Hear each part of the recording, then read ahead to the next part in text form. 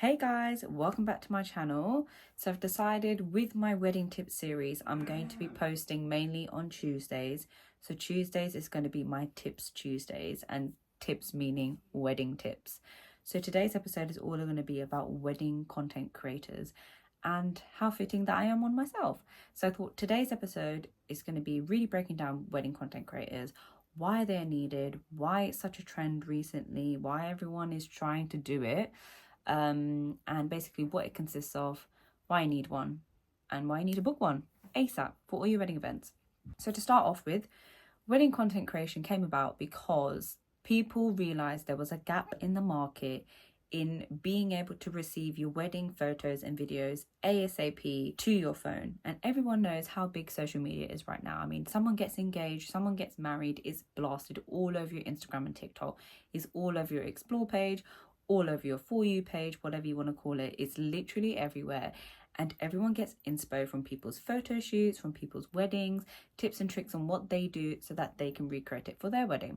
Now, wedding content creation was a gap in that market. People saw, hey, how do I get my wedding photos and my pictures the next day whilst I'm waiting for the professional ones, but these ones are still of good quality? And that's how wedding content creation was created. Now, the reason I got into it, a lot of people are getting into it now, especially after they get married. I don't really understand why. It's one of those things that people think it's so easy to do, but it's really a lot of hard work. If you're someone that's a creative person who posts on Instagram anyway, who does blogging, who's, good at editing and things like that, wedding content creation or content creation is the route to go down. Everyone is trying to make an income digitally now because everyone knows that the 9 to 5 is not stable, especially with the recession, especially with inflation. People are looking for second jobs. So pretty much everyone I know is got a side hustle or a business of some sort. Now, wedding content creation. The reason I decided to start it, I think most people who follow me know that I've had quite a few horror stories within my own wedding. And wedding content creation was something I came up with on the back of my wedding. Or my husband, I'll give my credit to Rajban. Basically, after my wedding, I realized, you know what, nobody really took any behind the scenes videos or anything like that. And I really regretted that because everyone in every friendship group, I am that person. I'm the one that takes all the vlogs. And my friends, they do YouTube, some of them, or like podcasts and things like that. So they're quite creative people. However, for my wedding, they were my bridesmaids. So obviously it's a bit harder to take behind the scenes videos and things like that when you're actually part of the events. So I kind of relied on them. They did not take any videos, and then unfortunately when I was trying to ask for videos like to watch back, they just weren't very good quality, or they were just they couldn't work with them basically. Then I noticed, well, my husband noticed that there was a girl doing it in Canada, and he was like, this is something you're doing anyway. No matter where I go, whether it's birthdays, events, weddings, engagements, whatever it is, I am always taking videos and pictures for everybody, whether that's the guests, whether that's the people the event's about, and I always send it to them and say, look, this is what I've taken, and I never charge them for it because obviously they're my friends and it's something that I enjoy and I do anyway. He was like, look, there are people out there getting paid for the same things that you do. You don't need to do this for free anymore. And I was like, this is a great idea because it's something I enjoy. I have passion for it. I'm not doing it because I want to make money. I'm doing it because I want to help other weddings. I'm doing it because I want to help other brides and grooms. I want them to be able to see their content, photos and videos straight away while they're waiting, because there are loads and loads of vendors nowadays. They say 26 weeks, 30 weeks, we'll get your video back. 6 months goes, a year goes, you've probably got a kid now and you still haven't received your video. So the timeline and the deadline's getting longer and longer. Don't get me wrong, a lot of vendors, they do keep to their word and they give the video and the photos like as soon as it says in the contract, like whatever that timeline is, they abide to it. But not everyone's like that, which is the beauty of a wedding content creator. So you're probably wondering, what do wedding content creators even do? They take behind the scene footage, candid videos and photos, all through their phone. Now, loads of people use different phones, but the main phone that I've seen people use for content creation is iPhone. One, it's good quality. Two, you've got AirDrop, so you can literally send everything to your client at the end of the night. It's got good storage. It's just very, very good in terms of editing. I'm not an Android girl, I've always been iPhone, so I'm team iPhone either way, but there might be people that are using Samsung, Google Pixel, whatever you want to use, you can do it from your phone. That is the beauty. Now, some people are using cameras. for me, this is a no. You're not a wedding content creator if you are using a camera, because then you are competing with professional videographers and photographers, and they will get annoyed because the whole reason they don't mind working with content creators is because you're taking a different angle to them, different perspective. You're using your phone. So yes, it's good quality, but obviously it's not as good quality as a camera. But that is the reason why you're getting different angles or different vendors. If you are now using your camera to create the same thing, you are literally putting them out of business. And the competition is too strong. So I would never use a camera. Anyway, so when you receive your professional videos and photos from the professional media team, you will see that they are edited, they are posed. Some of them are natural, of course, because now people are trying to do more candid things. But that is what you get with wedding content creation. You get the videos all individually, raw footage, unedited, with the audio. So if someone's chatting rubbish about you, best believe you're gonna hear that. If someone is crying, saying how beautiful you are and things like that, all those little cute moments, you can see that, relive it back the next day. So we send all your footage within 24 hours.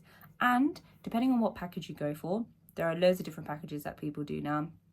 Depending on the hours, depending on the events, they will do X amount of reels. How I do it, I have all my packages are based on hours. So I've got 4 hours, 6 hours, 8 hours, 10 hours. That usually covers the bulk of all events. Depending on which package you go for, you get 1 reel, 2 reel, etc. Now that is the case for most people. A lot of people do 2 reels with a 6-hour package. Now what I do, I basically say, look, if it's 2 events I'm covering within the 10 hours, then you get 1 reel per event. But I don't limit you. If I take all that content and I see 3-4 reels I can definitely make out of that, I'll just make it and I'll throw it in with the price. I don't believe in restriction. A lot of wedding content creators say, oh, I will give you 700 pictures and videos. How do you really measure that? Like, if you don't meet 700, that's also very hard. Like, so you got to make sure, oh, I've said 700, so I need to stick to 700. I could take 400, but all those 400 pictures and videos could be so high quality, I don't need to take 700. I feel like you're shooting at yourself in the foot by saying a number. I tell all my clients, I'm not going to restrict you. I'm going to do what I've said, and you will receive that all the next day. You'll love the content, but don't feel like I missed out on anything, because I'm always taking every angle, every perspective. Wedding content creators aren't just there to take content. By the time you are doing 3 to 4 events of the same family, you honestly become like a family member. It is the most fun you'll have because you're so embedded. It's very different to a photographer and videographer. Yes, you'll see them at multiple events, but wedding content creators are truly there by your side. We're not just there to take footage. I have done so many different things as a wedding content creator, just helping out the bride. Gone and got them food, gone and got them drink, help them get change for in between their outfits, like putting on their blouse and bangles and things like that.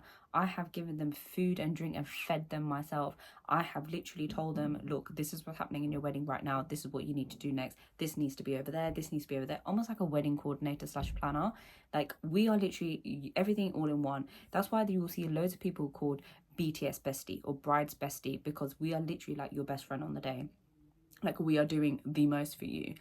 And that's why I think it's really nice to get a wedding content creator. And I honestly wish it was around my wedding, because I definitely would have hired one, because they are not badly priced. I think a lot of the issues with wedding content creators as well is that some people do charge an arm and a leg. Don't get me wrong, but there is a lot of time and labor that goes into this. Think about how long they've got to sit there to edit that. Then they've got to go through each picture and video that they took to make sure it's worthy to send.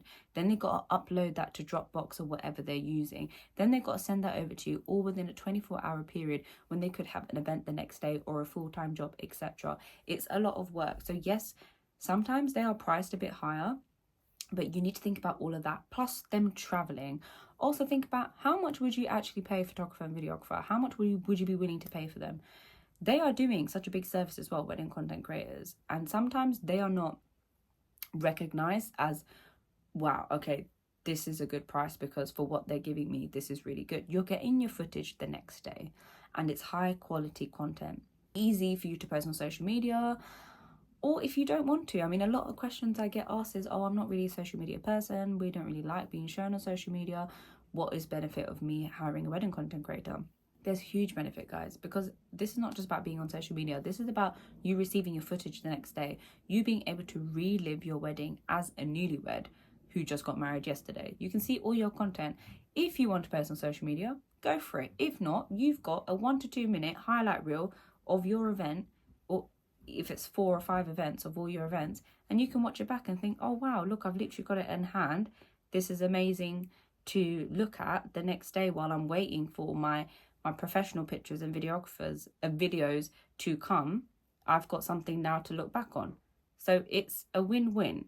I think obviously education wise, people are still learning why wedding content creators are needed and why they should invest in it. But I think with time, people are seeing that because now it's such a big trend. I mean, every day I'm getting a new request from a new wedding content creator who wants to do this. And yes, obviously you need to see people's work if it's for you.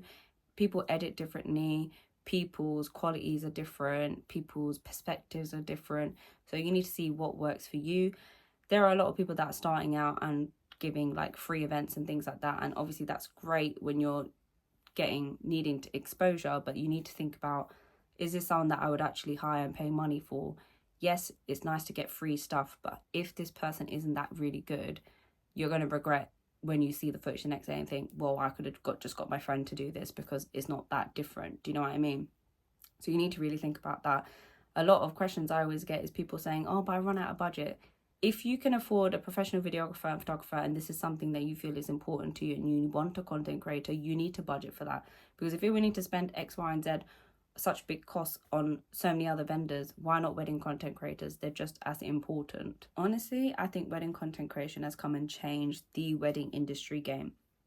Like, it is so much more useful, and photographers and videographers are willing to work with the content creators. Some of them don't, because they do get in the way. And honestly, if content creators are getting in the way of the professional media team, then they're not doing their job properly, because the whole point of a content creator is that you're getting different angles, different perspectives.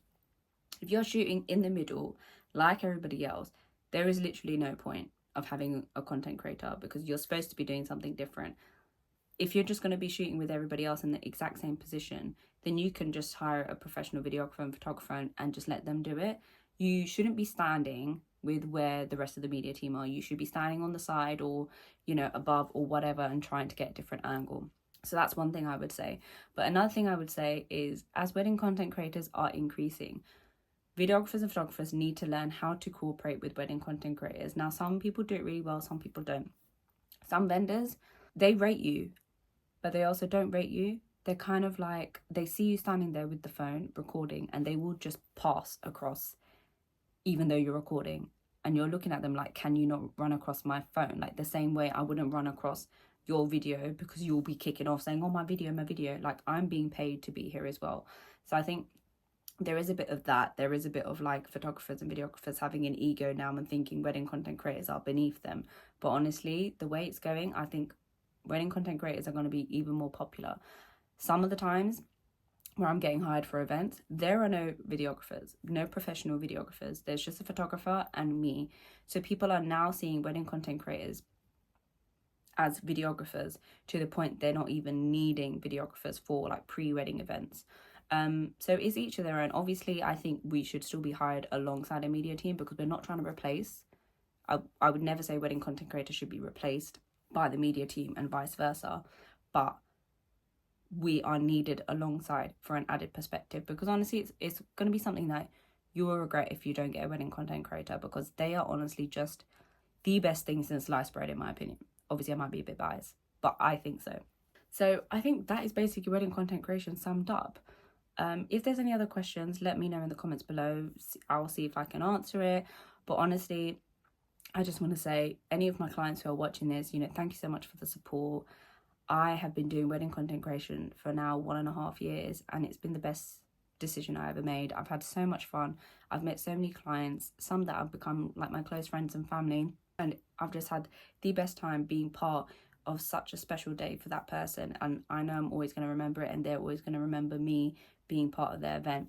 And it's just lovely, and I'm so happy that I'm passionate about it. And you do see that through my editing. I bring my personality to it. It's always quite joyful. I reflect the clients properly in my videos. So do check it out. If you're interested in booking my services, please do check my Instagram. Thank you for all the love and support. Honestly, I would not be here without any of you guys. So thank you so much. And yeah, share this with anyone who is getting married, maybe 2025 bride, 2026 bride. And if they're interested, you can DM me or email me, and I'd love to help. So yeah, thank you guys for watching, and I'll see you in my next one. Bye.